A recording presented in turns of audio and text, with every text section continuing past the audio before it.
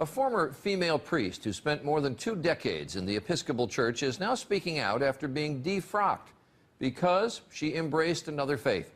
Today, Ann Holmes Redding calls herself both a Christian and a Muslim, but her move to Islam came at a very high price.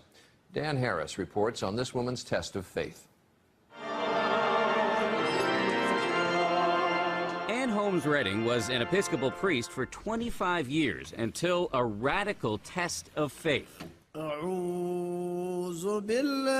Several years ago, while she was mourning the death of her mother, she was trying out an Islamic meditation technique that she'd learned in an interfaith class.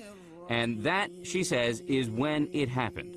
It came with such clarity and such power that I could understand it as nothing else but an invitation from God. In fact, she says it was Jesus himself who led her to Islam.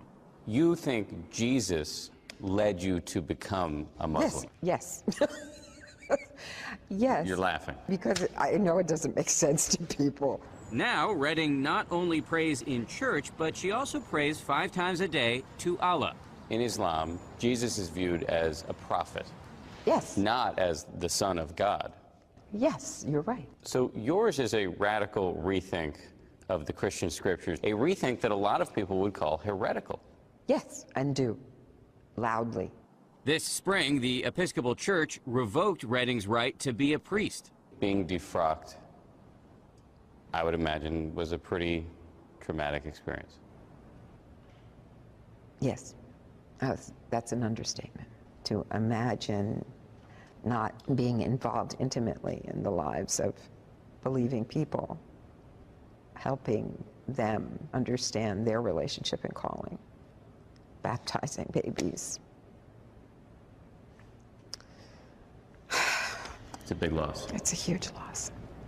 Redding admits she still struggles to explain her transformation, even to herself. I am the one who's going to have to answer for this. I'm the one who's going to have to answer for what I've done with my life. And do you feel confident about that moment? It's in the best of hands. Dan Harris, ABC News, New York.